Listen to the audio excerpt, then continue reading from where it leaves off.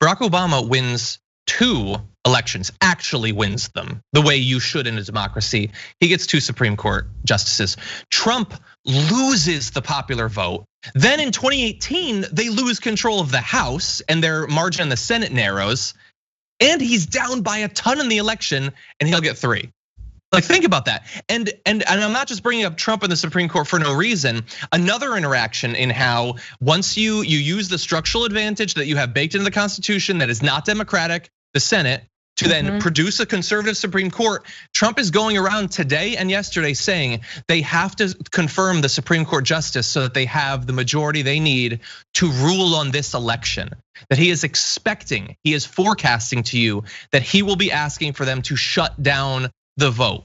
Okay, so that we don't get days or possibly weeks of mail-in ballots being called. So they use the Senate that they already have to get an even larger increase on the Supreme Court that then produces another Republican president being put in at the whims of the Supreme Court. Remember all that stuff in after 2000, all of that was just Republican Supreme Court gave that to you.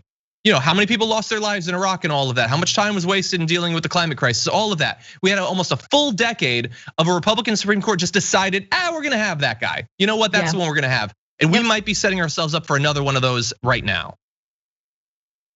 Yeah, I mean, look, if it took Obama to realize also how important the Senate was, I mean, we can't look back on the legacy of Obama without looking at the fact that the Democrats lost the Senate and how important that was. That was absolutely Democratic leadership's fault, but now we know all the things that they blocked the entire time. So looking at his legacy without looking at how the Senate blocked him at every point in turn is super important. And if it takes Trump for us to realize how important the Supreme Court is, he might get 3 justices in 4 years. Like, no. Finish your coffee, John. It's water, actually. I'm trying to pace myself with the coffee. No, I'm actually out of the coffee too. Yeah, and look, I think there are other ways that you could set up the Supreme Court to not make it this make or break thing. John Oliver had a great episode on that like a year or 2 or 3 years ago. I don't know. With the dogs? Time is a closed loop. I think that was a different one, but no, talking about like setting up so they have actual terms so that you understand every president will have the same number of Supreme Court justices, but we don't have that. And honestly, there were like every single rational common sense solution to our problems, the Republicans would never go for because the system is rigged in their favor. Why would they give that up? Yes. Why would they give up any of it that has produced outsized returns for them? Not to mention the fact that Democratic senators represent way more people in the House, get way more votes than the Democratic Party to just get maybe a little bit more power temporarily. On the state level, when Democrats win elections, Republican state legislators just strip the governor of the power. I don't know how many examples we can give of the fact that they do not care about any of this democracy stuff. They're not interested in it, because they know that they cannot win going forward with it. That being said, there are local judges that you can vote on, and there are state senators and state legislators that you can vote on this November. So it's not just at the federal level.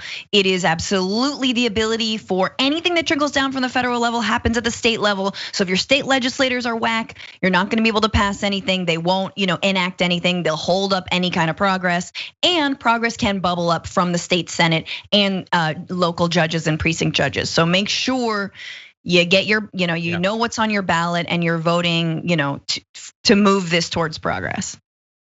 Exactly. Yeah. No, we need to take over the state legislatures. Obviously, we need to pay attention to all the levels of it. We need to. The issue is that like on the left, our policies are actually popular. The issue is that everyone currently with power in the party, the donors, all of that still have outsized power, aren't interested in any of that. Whereas on the right, it's all linked up.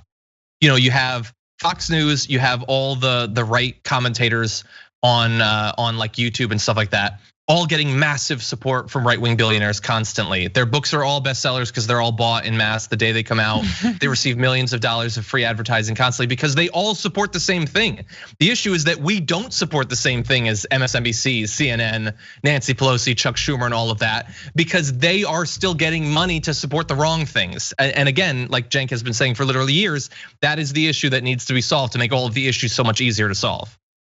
Anyway, let's read some comments before we move on to other news, because I'm just gonna lose it over this. And the thing is, of course this was gonna happen. First of all, it's 2020, and nobody gets to be Nobody gets to pretend that, oh, how could we have seen this coming? No, we were saying in 2016 that this is likely to happen. Under one term, definitely under two terms. Nobody gets to pretend that they didn't know this was happening. And if you advocated for Donald Trump to become president, this is what you were advocating for. This is what you wanted to get. You're now getting it. Okay? Or you thought there was no difference. Oh my God. But look, if we're talking about popular will, the one hypocrisy I'd like to point out is that Hillary Clinton should decide who the next Supreme Court justice is. The popular will was in her favor. She won the popular vote, ergo she decides who the next justice is, right? Like, is that what we're really talking about? I also just finally, we're not Egypt yet. We don't have a military dictatorship yet. We're not Hong Kong yet, right? We don't have the Chinese government, saying when and where we cannot protest, but we're headed there. Bill Barr and the Trump administration and all these Republicans are envious of Egypt. They're envious of Hong Kong and the Chinese government and its influence, okay?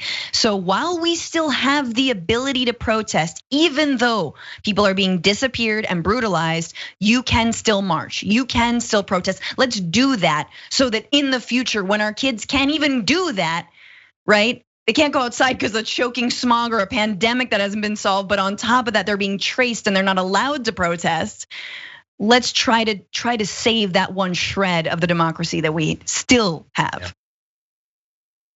I see Sharpie Diesel says Hillary Clinton should be the next SCOTUS out of spite. And I know Cenk, like that was one of his things, is like threatened to put her on. Like that's not even necessary. Like I like a lot of stretching. No, I don't want her on the Supreme Court.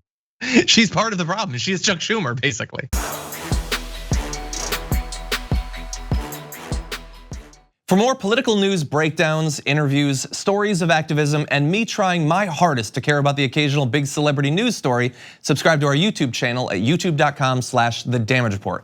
And you can ring the bell wherever it is so you don't miss anything.